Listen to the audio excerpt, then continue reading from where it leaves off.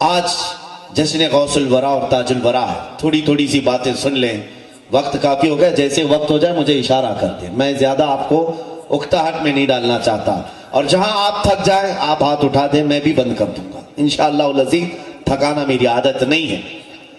سلطان الاولیاء سیدی سندی آخائی مولائی غوث الثقلین سیدی عبد القادر الجیلانی قدس اللہ سرہ الشریف، اس ولی پاک کا نام ہے جن کا نام لینے کے لیے اولیاء بھی باوضو رہا کرتے تھے، سبحان اللہ، بے شک نام پاک کے لیے بھی وضو فرمایا کرتے تھے۔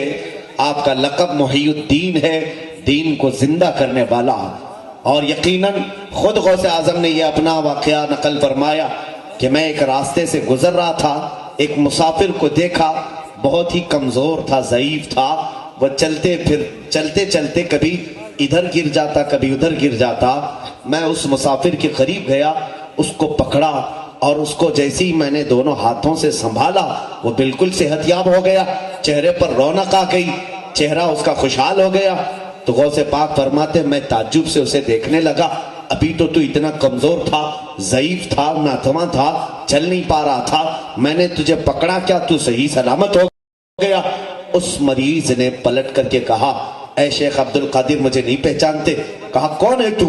وہ مریض کہنے لگا میں تمہارے نانا جان کا دین اسلام ہوں، لوگوں نے مجھے کمزور کر دیا، تم نے ہاتھ لگا کر کے مجھے پھر سے زندہ کیا۔ نعرہ تکبیر، نعرہ اسی لیے رسالت۔ آپ کا لقب محی الدین پڑا کہ دین کو زندہ کرنے والے کا نام عبد القادر جیلانی ہے۔ بے شک، بے شک۔ عزیزان گرامی، سرکار غوث العظم دستگیر رضی اللہ تعالیٰ عنہ کی کرامات اتنے ہیں کہ ہماری زندگی کی اتنی راتیں بھی نہیں ہیں کہ بیان کی جا سکے۔ سلطان الاولیاء کے کشف و کرامات پوری دنیا میں ایسے مشہور ہیں، اپنے تو اپنے شیخ الوہابیہ جو منکر اولیاء ہیں، منکر تصوف ہیں، صوفیہ پر تنقید کرنے والے، شیخ الوہابیہ ابن تیمیہ نے بھی لکھا ہے کہ جتنی کثرت سے کرامات میرے پاس شیخ عبد القادر جیلانی کی پہنچی ہے کسی اور ولی کی میں نے دیکھا ہی نہیں۔ الفضل لما شہید بہ الاعداء، دشمن جب کسی کی گواہی دیتے ہیں تو وہ گواہی، وہ فضیلت ہی کچھ اور ہوتی ہے۔ غوث العظم دستگیر رضی اللہ تعالیٰ عنہ بچپن سے، بلکہ آپ سے خود پوچھا گیا، کچھ چیزیں میں آپ کی ہی زبان سے سنا دوں۔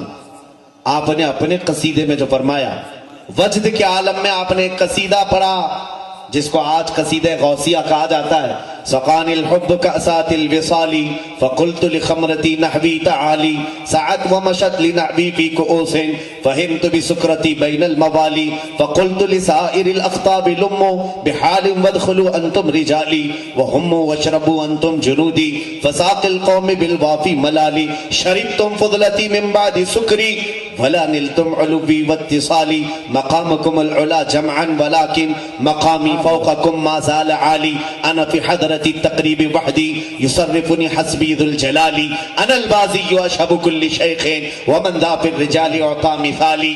پورا قصیدہ پڑھنے میں وقت لگ جائے گا، لیکن اس قصیدے کے ایک ایک حرف میں ایک ایک موکل ہے۔ سبحان اللہ۔ غوث العظم رضی اللہ تعالیٰ عنہ کا ایک قصیدہ خود فرماتے ہیں تمام اولیاء کو مخاطب کر کے، اے گروہ اولیاء، میں نے جو جام معرفت پیا ہے، میری جام معرفت سے جو بچی تھی وہ تم نے پیا، اور اس کے بعد بھی اب تک تم میرے مقام کو نہیں پہنچ سکے۔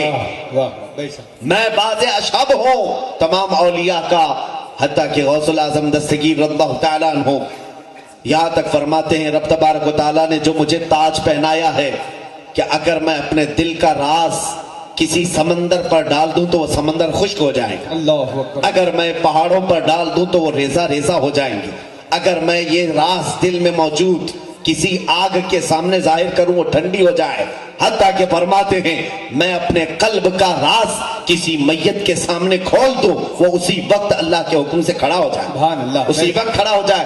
اور اتنا ہی نہیں، فرماتے ہیں کہ جتنے دن اور جتنی راتیں اور جتنے مہینے ہوتے ہیں سب مجھ سے آ کر کے پہلے اجازت لیتے ہیں۔ شعبان کا مہینہ طلوع ہونے سے پہلے ہی آتا اور کہتا ہے اے سیدی عبد القادر جیلانی اب میں آنے والا ہوں، مجھے مہینے میں یہ واقعات ہونے والے ہیں۔ غوث العظم دستگیر اشارہ فرماتے ہیں، مہینے آگے چلتے رہتے ہیں، یہ مہینے بھی غوث العظم کی دستگیر کی बारगाह में हाजिरी देते हैं। हत्ता के गौस पाक फरमाते नजर तो इला बिलादिल्लाहि जमअन का खरदलतिन अला हुक्म इत्तिसाली, मैं सारे शहरों को अल्लाह के ऐसे देखता हूँ जैसे हथेली में राई के दाने को देखता हूँ। बेशक बेशक सुभान अल्लाह। राई के दाने को जैसे देख रहा हूँ। आपने क्या फरमाया? अल्लाह के सारे शहरों को, अल्लाह के सारे शहरों को, ये नहीं फरमाया जमीन के सारे शहरों को।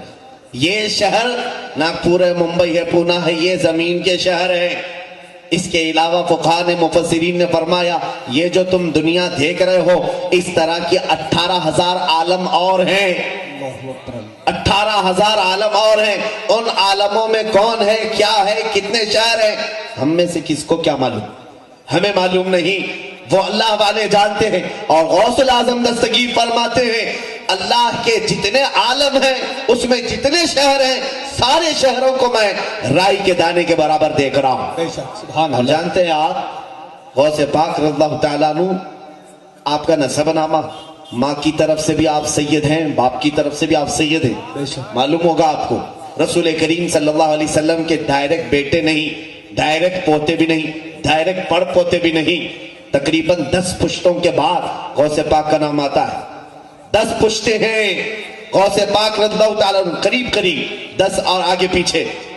गौसे पाक रज़ियल्लाहु ताला अन्हु 470 के बाद की विलादत है आपकी, हुजूर के विसाल के, हुजूर सल्लल्लाहु ताला अलैहि वसल्लम के जमाने के 400 साल बाद की विलादत है।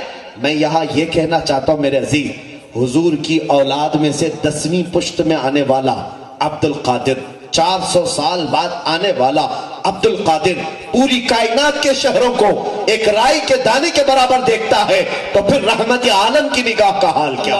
जिंदाबाद। बहुत बेशक। उस रसूल मुख्तार सल्लल्लाहु ताला अलैहि वसल्लम की निगाह का हाल क्या होगा?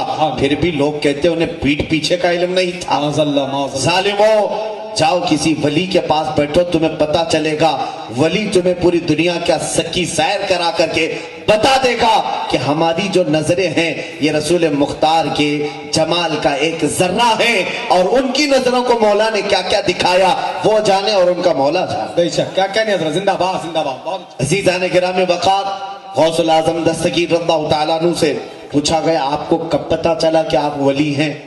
कैसे पता चला, कब? फरमाते जब मैं बचपन में मदरसे जाता था तो मदरसे में हर दीवार से आवाज आती थी इफ्सहू ली वलीयिल्लाह, इफ्सहू ली वलीयिल्लाह। हर जगह से आवाज आती थी अल्लाह के वली के लिए जगह कुशादा कर दो, अल्लाह के वली के लिए जगह छोड़ दो। तो सारे लोग हट जाते थे और मैं बैठ जाता था। उस वक्त ही एहसास हुआ कि अल्लाह रब्बुल इज्जत ने कुछ खास इनायतें मुझ पर फरमाई। हत्ता के गौसे पाक माँ के पेट से वली हैं, वो पैदाइशी वली हैं। बचपन की बात आप फरमा रहे हैं। देखिए यहाँ पर ताजुल वरा और गौसुल वरा दोनों का इंतखाब क्या कहने। कैसे मिलाप है अभी मैं आपको बताऊं। औलिया की एक खास आदत ये है, दम जदन में ये इधर से उधर हो, उधर से इधर हो। क्या कहने। जहां में अहले ईमान मिस्ल खुर्शीद जीते हैं, इधर डूबे उधर निकले, उधर डूबे इधर निकले, अल्लाह। इनकी हालतें हैं। गौसे पाक रज़ियल्लाहु ताला अन्हु फरमाते हैं कि बचपन में मैं छत के ऊपर खड़ा था अपने घर के, हाजियों के काफिले गुजर रहे थे, हज के लिए जा रहे थे। दिल में हसरत हुई मैं भी हज के लिए चला जाता। हम भी तो हाजियों के काफिले देखकर तमन्ना करते हैं काश मैं भी पहुंच जाता।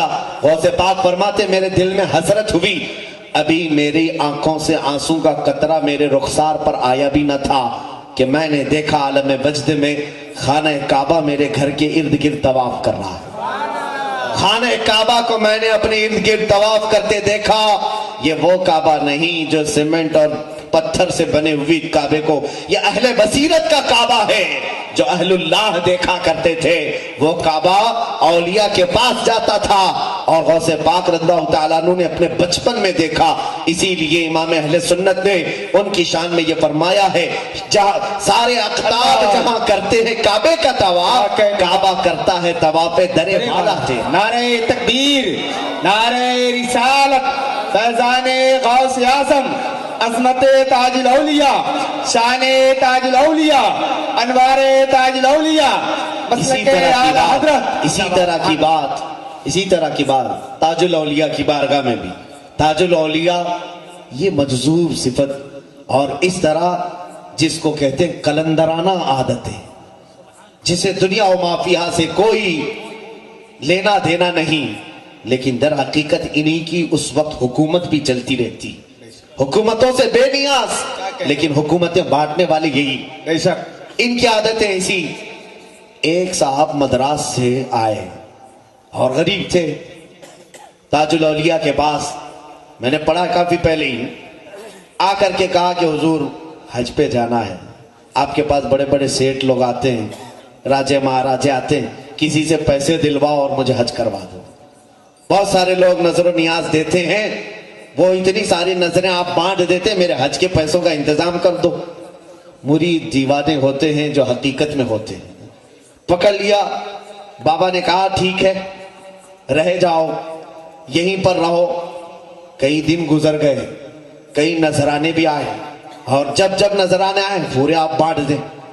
وہ صاحب کہتے ہیں میں دیکھتا رہا، موٹے موٹے پیسے والے سارے چیزیں آئے، سب غربا مساکین میں بانٹ دیتے، میرے ایک کا حج کرا دے تو بابا کو کیا ہوگا، کیا کمی ہوگی۔ حج کا مہینہ آ گیا، بلکہ فرماتے ہیں وہ صاحب فرماتے حج کا مہینہ شروع ہوا، سارے حاجی جا چکے تھے، اب حج کے دن بھی شروع ہوئے، میں تو مایوس ہوا اب کیا پہنچائیں۔ لیکن جو کلندر کا کلندر ہوتا ہے وہ یقین ان کلندروں پر رکھتا بھی ہے۔ اس کے بعد وہ قدم پکڑتے اور کہتے ہیں اس سال کا حج تو چلا گیا، اگلے سال آپ پکا وعدہ کریں کہ مجھے بھیجیں گے۔ تاج الدین بابا رحمت اللہ تعالی علیہ مسکرائے اور اس کی پیٹھ پر ایک زوردار تھپڑ رسید کیا، پیٹھ پر مارا، آنکھ بند ہو گئی۔ فرماتے ہیں ایک نیم کے درخت کے نیچے میں بیٹھا تھا، اچانک میں دیکھتا ہوں کہ میں عرفات کے میدان میں پہنچا ہوں، عرفات کے میدان میں پہنچا ہوں، سارے حاجی احرام میں ہیں، میں احرام کے حالت میں ہوں، حج کے ارکان میں ادا کر رہا ہوں، تلبیہ پڑھا، کنکریاں مارا، طواف کیا، اور پھر میں نے جو ارکان حج تھے پورے ادا کیا، یہاں تک کہ سارے حاجی واپس آنے لگے۔ اس میں پتہ نہیں کتنا عرصہ بیت گیا، دل بھر کر کے میں نے طواف کعبہ کیا، دل بھر کر کے زمزم پیا، ساری چیزیں کیا، اور اس کے بعد زمانہ بیتنے لگا۔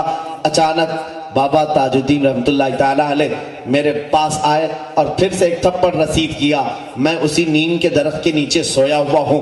فرمانے لگے کب تک یہاں پڑا رہے گا، حج ہوا چل، باقی آگے آگے چل۔ اللہ اللہ، زندہ باد زندہ باد زندہ باد۔ وہ صاحب خود فرماتے ہیں میں اس راز کو نہیں سمجھ پاتا تھا، میں تو یہ سوچتا تھا کہ کوئی نذرانے والا مجھے حج کو پہنچا دے، لیکن ان اولیاء کو نہ مال کی ضرورت ہے نہ نذرانوں کی ضرورت ہے، ان کی نظر ہی اتنی کافی ہے کہ ناگپور میں بیٹھے تو خانہ کعبہ تک بھی پہنچے۔ بے شک، زندہ باد حق ہے۔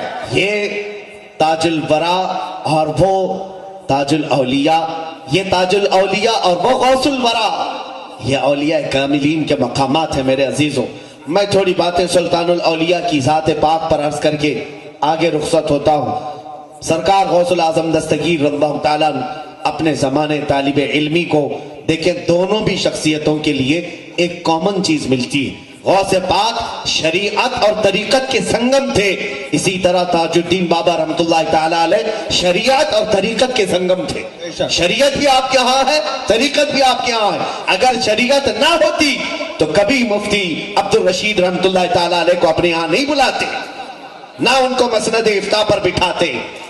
وہ جاہل ہیں جو مشہور کرتے ہیں کہ اولیاء کا شریعت سے کوئی تعلق نہیں، وہ خود ہی جاہل ہیں۔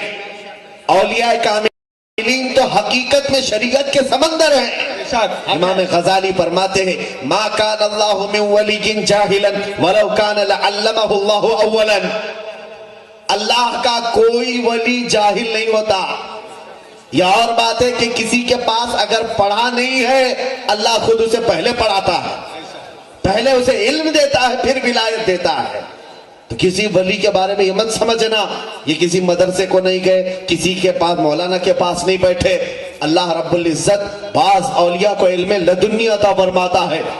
تاج الدین رحمت اللہ تعالی علیہ شریعت کے اور طریقت کے سنگم تھے، اسی طرح سیدی غوث الورا سلطان الاولیاء شریعت اور طریقت کے بحر ذخار تھے۔ یہاں سے یہ پتہ چلتا ہے سچے اولیاء کے عاشقین وہ ہیں جو شریعت کو بھی پاس رکھتے ہیں، طریقت کو بھی پاس رکھتے ہیں۔ بے شک ایک سبحان بات یاد رکھیں، کچھ لوگ اگر گمراہ کریں کہ نہیں طریقت کی طرف مت جاؤ، صرف شریعت دیکھو، وہ فاسق بنا دیں گے تمہیں، فاسق بنا دیں گے۔ جی جی بہت امام مالک رحمت اللہ علیہ نے فرمایا جو صرف شریعت پڑھتا رہا اور طریقت کی کوئی بات نہیں سیکھا وہ فاسق ہو جائے گا، اور جو شریعت کو چھوڑ کر طریقت کی بڑی بڑی باتیں پڑھنے کے لیے آیا تو وہ تو زندیق بن جائے گا، شیطان بن جائے گا، شیطان اسے گمراہ کر دے گا۔ اور جو دونوں کو جمع کر دیا وہ اللہ تک پہنچ گیا، سبحان اللہ وہ رب تک پہنچ گیا، کیونکہ میرے عزیز شریعت مولانا لوگوں کی نہیں ہے، میرے آقا صلی اللہ علیہ وسلم کی، بے شک کیا رسول پاک کی ہے۔ بے شک اور اس دروازے کو چھوڑ کر رب کی معرفت کہاں سے ہوگی؟ بخدا خدا کا یہی ہے در، نہیں اور کوئی مفر مکر، جو وہاں سے ہو یہی آ کے ہو، جو یہاں نہیں تو وہاں نہیں۔ بے شک کیا کہنے حضرت زندہ باد زندہ باد رسول کریم صلی اللہ علیہ وسلم کی شریعت یہ در حقیقت میرے آقا کا دروازہ ہے، یہ چھوڑ کر معرفت تک نہیں پہنچ سکو گی۔ خیر، غوث پاک رضی اللہ تعالیٰ عنہ خود اپنے قصیدے میں فرماتے ہیں درست العلم حتی صرت قطبا ونلت السعد من مولا الموالی، میں علم حاصل کرتا رہا، علم حاصل کرتا رہا، یہاں تک کہ میں علم حاصل کرنے کے زمانے میں ہی قطبیت کے مقام کو پہنچ گیا، سبحان اللہ سبحان اللہ قطب بن گئے۔ غوث پاک زمانے طالب علمی میں قطب تھے، یہ علم حاصل کرتے کرتے آج ضرورت ہے طلبہ اسلامیہ کو جو مدارس میں پڑھتے انہیں بھی بتایا جائے کہ تم علم جو شریعت کا حاصل کر رہے ہو ساتھ ہی ساتھ قناعت کا، صبر کا، توکل کا، رضا کا، ثبات کا، استقامت کا پڑھو گے تو تم زمانے طالب علمی میں بھی مقام باطن حاصل کر لو۔ کیا کہنے بے شک بہت لیکن آج مدارس خالی ہو گئے روحانیت سے، مدارس خالی ہو گئے تصوف سے، بہت کم الا ماشاءاللہ کوئی ہوں گے، لیکن آج ایسا کر دیا گیا ہے کہ علماء شریعت کو الگ کر دیا گیا اور ان کو بے عمل بنایا جا رہا ہے، اور خانقاہیں الگ ہو گئیں جہاں شریعت کا کوئی علم ہی نہیں رہ گیا۔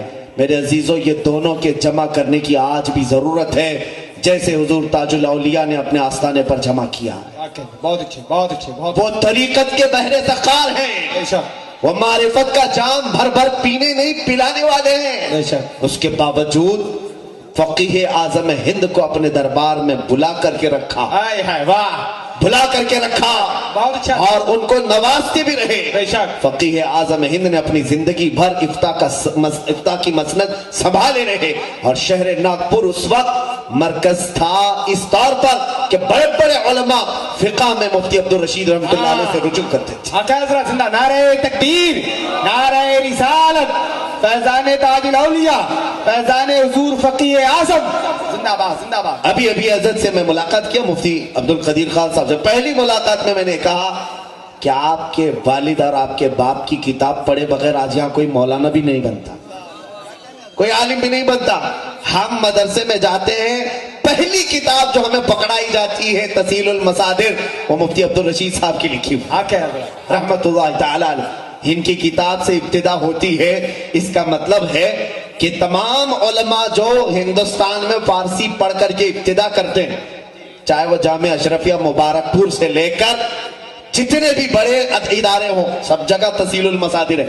علماء پڑھے ہوں گے نا، جی حضرت جی سارے پڑھے ہوں گے، سارے علماء ہندوستان کے، ان کو یہ جاننا چاہیے کہ ہمارے علم کی ابتدا تسہیل المصادر سے ہوئی۔ اس کا مطلب یہ ہے کہ فیض تاج الاولیاء سے علماء کی شروعات ہو رہی ہے، ارے کیا کہنے حضرت زندہ باد۔ علماء کی شروعات تاج الاولیاء کے فیض سے شروعات ہو رہی ہے، اور یہاں سے جب شروعات ہو رہی ہے تو پھر آپ دیکھیں کہ اگر ان کے دربار سے کوئی عالم وابستہ ہو گیا، اختتام کو تم کہاں سمجھ پاؤ گے، اللہ انتہا کو کیا سمجھ پاؤ کیا گے۔ کہنے حضرت بہت اچھا عزیزان گرامی، مجھے فخر ہے اس بات کا، پڑھا ہوں کتاب تسہیل المصادر، لیکن مجھے یہ یقین ہے کہ تسہیل المصادر اگر مفتی عبدالرشید خان رحمۃ اللہ تعالیٰ علیہ کی لکھی ہے تو ان کے ہاتھ پہ جو قلم تھا، قلم ان کا تھا، سیاہی تاج الاولیاء ہے۔ ارے زندہ باد زندہ باد زندہ باد۔ اسی لیے وہ کتاب اتنی مقبول ہے، اتنی مقبول ہے، میں خود سینکڑوں کو پڑھا چکا ہوں، میں پڑھائی نہیں پڑھا چکا ہوں،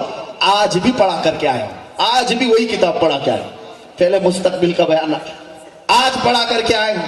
میرے عزیزوں، یہ تقریباً फैज़ ताजुल औलिया पूरे हिंदुस्तान के मदारिस में फैला हुआ है। पहली बात ये सुन लें कि इल्म को छोड़कर हमारी कोई कामयाबी नहीं। हत्ता कि गौसे आजम ने जब फरमाया कि मैं इल्म हासिल करते करते कुतुबियत के मकाम को पहुंचा, तो फिर आप सब अगर आशिकाने गौस हैं तो पहले इल्म की तरफ तवज्जो करें। जिहालत हमारी सबसे बड़ी खराबी है। आज हमारी जिहालत का ही पूरी दुनिया फायदा उठा रही है। बहुत अच्छा पैगाम है। यह एक बात याद रखें, ये एनआरसी और सीएए का जो खतरा लायक है ना, उसकी वजह भी मैं आपको बता दूं, ये जिहालत है। ये जो काले कवानीन के खिलाफ आज जो प्रोटेस्ट हो रहा है, उसके मुतालिक मैं आपको एक बात ये सिर्फ बताना चाहूं, हम क्यों विरोध कर रहे हैं। दूसरे पता नहीं, ये हमको कह रहे कांग्रेसी होंगे इसलिए रास्तों पर आ गए। पागल नहीं हम, हमको पक्ष विपक्ष ये तमाम खेल नहीं खेलना है। मैं महसूस कर रहा हूं मेरे अजीजों, इसमें होगा क्या, छोटे छोटे गांव के भी हमने दौरे किए, आज नहीं काफी दिनों से। यहां हिंदुस्तान के मुसलमानों में इल्म की कमी इतनी है कि सिर्फ वोटर आईडी बनाने के लिए अपना नाम बदल देते हैं। अगर कुछ लोग डरा दें इनको, अपना नाम तब्दील करने के लिए तैयार हो गए। हरियाणा के एक छोटे से गांव में हम गए, वहां के एक साहब से मुलाकात हुई। पूरे गांव में जितने लोग हैं पता नहीं कितने, 4-5 से मुलाकात, किसी का नाम राम कृष्ण पता नहीं कई नाम, लेकिन वो कहते हैं हम पैदाइशी मुसलमान हैं, हम मुसलमान हैं। एक दो नहीं कई घर है। कहा सरपंच से डर करके, पंचायत से डर करके अगर ये नाम ना रखे तो ना हमारा वोटर आईडी बनेगा, ना आधार कार्ड बनेगा, कुछ नहीं बनेगा। मेरे अजीजों, यही मसला आएगा एनआरसी में। इन्होंने ये कहा 1970 से पहले के प्रूफ जिसके पास हैं वो इंडियन मुस्लिम है, आपको मान लिया जाएगा, और जिसके पास नहीं है उसको कहा जाएगा पाकिस्तान से आया, बांग्लादेश से आया है, अफगानिस्तान से आया है, तुम घुसपैठी हो जाओ डिटेंशन सेंटर में। ये तमाम चीजें चल रही ना आज। लेकिन उस वक्त क्या होगा जानते हैं आप? ये 25 करोड़ मुसलमानों की आबादी में मैं समझता हूं शायद 15 करोड़ के पास कागजात होंगे पता नहीं। करीब देहात में रहने वाले 10 करोड़ के करीब की आबादी ऐसी है जिनके पास कागजात वगैरह कुछ नहीं और इल्म भी नहीं। वो क्या करेंगे? उन्हें जब ये डरा दिया जाएगा कि तुम्हें बाहर का घोषित कर दिया जाएगा, तो सबसे पहले ये, नहीं भाई मैं तो सिख हूं, नहीं भाई मैं तो हिंदू, नहीं भाई मैं तो जैन हूं। ये इर्तिदाद का फितना भी जिहालत से शुरू होता है मेरे अजीज। आदमी मुर्तद तक बन जाता है। हम इस कानून का विरोध इसलिए कर रहे हैं कि हमारे दीन के ऊपर ये मसला आ गया है। बाद में ये जो मुसलमानों को इर्तिदाद के फितने से कौन बचाएगा? अजीजा निगरानी, वक्त की नजाकत को समझे। बहरहाल मैं मौजू से हटना नहीं चाहता, लेकिन बात यहां जिहालत की आई है तो मुझे बोलना पड़ता है कि आज हमारी कौम में सबसे ज्यादा जिहालत, और यह हमारी नहीं बल्कि कई कमेटियां इस पर रिसर्च करके अपनी रिपोर्ट गवर्नमेंट को पेश कर चुकी है। सबसे ज्यादा जिहालत, ना कॉलेजेस में हमारा कुछ मकाम, न मदारिस इस्लामिया में। फिर जाते कहां हैं? क्या सारे कबाब रोटी खाने के लिए होटलों पे खड़े रहते, या रात भर इंटरनेट चलाने के लिए, पबजी गेम के लिए तुम्हारी जिंदगी है? मेरे अजीजों, आज नौजवान अक्सरियत के साथ हमें तबाह किया गया है। सबसे ज्यादा आज नशा मुसलमान कौम में बेचा जा रहा है। सबसे ज्यादा हमारे मोहल्लों में फरोख्त हो रहा है। तुम नहीं जानते कि ये दर हकीकत एक साजिश है कि तुम्हें निकम्मा बना दिया जाए, तुम्हें आवारा कर दिया जाए, तुम किसी के बारे में बोलने की ताकत तक न रखो। आज ना उठे तो कल तुम्हें मुर्दों में शुमार किया जाएगा। एक बात ही याद रख ले, जिहालत से तौबा करे। अरे मेरे अजीजों, इल्म की कोई उम्र नहीं होती। आज मेरी बात से अगर आप सहमत हैं, आज भी आप पढ़ सकते हो, आज भी पढ़ सकते हो। शेख सादी रहमतुल्लाह अलैह फरमाते, 7 साल के बाद तो मैंने पढ़ना शुरू किया। पढ़े होंगे, बहुत कुछ पढ़े होंगे, लेकिन वो जिस इल्म के बारे में फरमा रहे हैं, मेरी उम्र बीत चुकी थी। 80 साल की उम्र में पढ़े हुए मशाइख का भी जिक्र है हमारे पास। ये उम्र नहीं होती, लेकिन इल्म से दूर न जाओ। इल्म अगर तुम्हारे पास नहीं है तो तुम्हें कोई चीज पता नहीं होगी।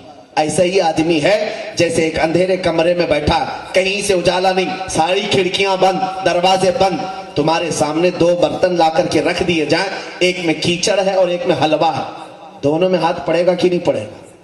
کبھی کیچڑ کھائے گا، کبھی حلوہ کھائے گا، کیوں؟ دکھتا کچھ نہیں ہے۔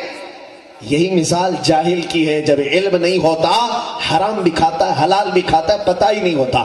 علم ایک نور ہے جو اسے تمیز سکھاتا ہے، اخلاق سکھاتا ہے اور رب کی معرفت دکھاتا ہے۔ بے شک بے شک، علم سے دور ہو کر کے کوئی ولایت کے مقام کو نہیں پہنچ سکتا۔ بے شک۔ آؤ سلطان الاولیاء غوث پاک کی بات بتاؤں۔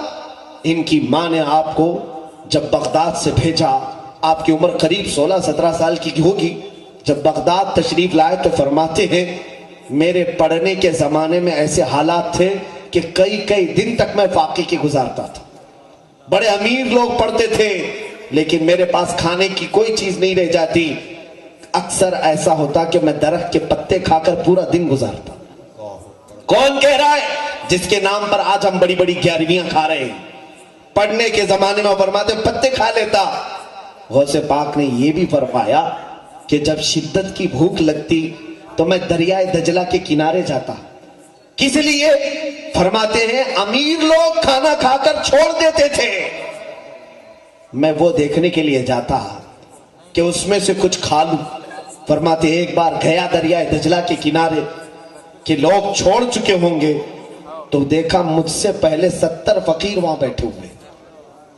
میری غیرت گوارا نہ کی کہ میں ان کا حق ماروں، بھوکا واپس آ گیا۔ یہ غوث پاک کے زمانے طالب علمی کی بات۔ آج مزے سے بوٹیاں روٹیاں کھا کر کے بھی ہم ایک شریعت کا مسئلہ نہیں سیکھنا چاہتے، قرآن کی ایک آیت نہیں پڑھنا چاہتے۔ ہم کیسے عاشقان اولیاء میں شامل ہیں میرے عزیز؟ بیداری یہ پیدا کرو کہ تمہارا بچہ یہ نہیں کہ دوسرے نعرے لگائیں، بلکہ ہمارے مشائخ نے نعرہ دیا آدھی روٹی کھائیں گے بچوں کو پڑھائیں گے، بچوں کو پڑھائیں گے، اس لیے کہ علم کے بغیر کوئی بھی چیز نہیں دنیا میں۔ یہ میرے آقا صلی اللہ علیہ وسلم کا فیض ہے میرے عزیزوں۔ جب مدینہ طیبہ میرے آقا آئے تھے معلوم ہے، جاہل سب پورے ہر جگہ بھرے ہوئے تھے، پورے مدینے میں صرف 6 لوگوں کو لکھنا آتا تھا۔ کتنے؟ 6 لوگوں کو خالی لکھنا آتا تھا۔ رسول کریم صلی اللہ تعالی علیہ وسلم 10 سال اپنی ظاہری زندگی بتائیں مدینہ طیبہ میں۔ 10 سال جب آپ کے وصال کا وقت ہوا 80,000 صحابہ کو لکھنا آتا تھا۔ سبحان اللہ، 80,000 کے ہاتھوں میں قلم تھا۔ سبحان اللہ، سبحان کتنا بڑا ریولیوشن ہے یہ، کتنا بڑا انقلاب ہے۔ شاید میں زندگی بھر پڑھاؤں تو اتنے شاگرد نہیں بنا پاؤں جو 10 سال میں میرے آقا صلی اللہ علیہ وسلم نے علم معرفت، علم طریقت، علم شریعت کا بحر ذخار انہیں بنایا تھا۔ بے شک، حضور نے علم بانٹا ہے، بلکہ ہمارے قرآن کی پہلی آیت ہی اقرا سے شروع ہوتی ہے، بے شک، پڑھو یہاں سے شروع ہوتی ہے۔ لیکن اگر وہی قوم جاہل رہے افسوس ہوتا ہے میرے عزیز، افسوس ہوتا ہے۔ میں آپ کو آج دعوت یہ بھی دوں گا کہ جہالت کے اڈوں سے باہر نکلو، آپ مطالعہ کر۔ آج آپ کے ہاتھ میں موبائل ہے، بہت اچھی چیز ہے میرے عزیز، بہت اچھی ہے۔ جہاں یہ زہر ہے وہیں تمہارے لیے بہت ساری اثر بھی ہے۔ اس موبائل میں ہزاروں کتابیں، اس موبائل میں انٹرنیٹ میں جاؤ، پوری حدیثیں ہیں، پوری تفاسیر ہیں، سب کچھ ہے۔ دنیا نے اور آسان کر دیا تمہیں۔ دیکھو، مطالعہ کرو، علم حاصل کرو، جاہلوں سے سن کر جاہل بن کر نہ رہو۔ غوث پاک فرماتے ہیں جس دن دریائے دجلہ سے میں واپس آیا، سنیے، غوث پاک صرف کرامتیں سنتے ہیں نا، ٹھوکر سے مردے زندہ ہونا یقیناً وہ ان کا مقام ہے، لیکن اس مقام تک پہنچنے سے پہلے جو مشقتیں آپ نے اٹھائی ہیں وہ بھی تو بیان ہونا چاہیے۔ کیا کہنا صحیح ہے، وہ مسائل جو آپ نے برداشت کیے ہیں وہ بھی بیان ہونے چاہیے۔ کیا کہنا، فرماتے ہیں کہ میں بھوکا ایسے آیا کہ میرا پیٹ پیٹ سے لگ رہا تھا، اللہ، اتنی بھوک تھی۔ ایک مسجد میں آ کر کے سو گیا، قریب کی ایک مسجد تھی، اور جیسے ہی میں وہاں لیٹا، ظہر کا وقت تھا، دیکھا تھوڑی دیر کے بعد ایک تاجر مسجد میں داخل ہوا، تجارت کرنے والا، بغداد میں بہت آتے تھے۔ وہ آیا اور اندر آ کر کے وہ نماز سے فارغ ہو کر کے اپنے ہاتھ میں کچھ تھیلی ولی تھی، کھولا تو اس میں گرم گرم کباب، اس کی خوشبو پھیل گئی، اور وہ کباب دسترخوان پر بچھا کر کھانے کے لیے بیٹھا۔ غوث پاک فرماتے میری نظریں اس طرف گئی تو اس نے مجھے دیکھا اور کہا بیٹا آ جاؤ دسترخوان میں شریک ہو جاؤ. فرماتے ہیں سنت یہ ہے کہ جب بھوک لگے اور کوئی بلائے تو نہ کہا جائے, شریک ہو جائے. میں شریک ہو گیا, دسترخوان پر بیٹھا. جب کھانے کی بات آئی تو اس نے مجھ سے پوچھا کہ تم کیا کرتے ہو؟ کہا میں پڑھتا ہوں یہاں پر, طالب علم ہوں. تو اس نے چونک کر کہا بہت اچھا ہوا کہ ایک طالب علم سے میری ملاقات ہوئی, میرا ایک مسئلہ تم سالو کر دو گے, حل کر دو گے؟ کہا بولے آپ کا کیا مسئلہ ہے؟ وہ تاجر کہتا ہے در حقیقت میں جیلان سے آیا, جیلان سے آیا ہوں جو غوث پاک کا مادری وطن ہے, جہاں آپ کے پیدا ہوئے. کہتا ہے میں جیلان سے آیا ہوں, تجارت کی غرض سے آیا تھا, تجارت میں بہت لاس ہو گیا, سب لٹ گیا. لیکن ایک بات ہے کہ میں جب جیلان سے نکل رہا تھا تو ایک بہت ہی عفت شعار خاتون ہے ہمارے شہر کی جس کا نام فاطمہ ام الخیر ہے. سبحان اللہ, یہ غوث پاک کی ماں ہے. سبحان اللہ. فاطمہ ام الخیر بڑی پردہ نشین خاتون ہے. اس نے میرے ہاتھ کچھ درہم بھجوائے. اس نے یہ کہا کہ میرا بیٹا عبد القادر بغداد میں پڑھ رہا ہے, اس تک یہ پہنچا دو. تو میں وہ لے کر کے تو آیا, لیکن یہاں اتنے دن رہا, تجارت میں پورا خسارہ ہو گیا, مال ختم ہو گیا. اخیر میں میرے پاس صرف وہی درہم بچے تھے. بھوک کی اتنی شدت تھی کہ انہی درہموں سے میں ایک کباب خرید کر کے لے آیا. یہ جو ابھی کھا رہا ہوں یہ اسی بچے کے پیسوں کے کباب ہیں, میں وہ کھانے کے لیے بیٹھا ہوں. تم مجھے یہ مسئلہ بتاؤ, کیا میرا یہ کباب کھانا ابھی جائز ہے؟ غوث پاک نے فرمایا ہاں جائز ہے, کباب کھانا آپ کے لیے جائز ہے. کھا لیے. پورا کباب کھانے کے بعد اس نے پوچھا یہ مسئلہ مجھے بتاؤ کہ آپ نے کہاں پڑھا ہے, کسی کے بھی کباب کو کھانے کی آپ اجازت کیسے دے سکتے ہیں؟ غوث پاک نے فرمایا جس عبد القادر کو تم ڈھونڈ رہے ہو وہ عبد القادر میں. اللہ اکبر, اللہ اکبر. وہ شرمندہ ہو گیا. کہا کہ پہلے بتائے ہوتے ہیں تو میں سارے کباب تمہارے حوالے کر دیتا, اس کے تم ہی مالک تھے. غوث پاک نے فرمایا میں کسی کو کھلانے کے وقت اسے شرمندہ کر کے کھلانا نہیں چاہتا. اللہ اکبر. یا اولیاء کی شان ہے تو دیتے بھی ہیں تو احسان نہیں جتاتے. ہاں بے شک, بے شک. تجھے شرمندگی نہ ہو. عزیزان گرامی, غوث پاک اپنے طالب علمی کے زمانے کی حالات بیان کر رہے ہیں. کباب بھی کھا لیے, پیسے بھی ختم ہوئے, پوری زندگی اسی طرح کی چلی.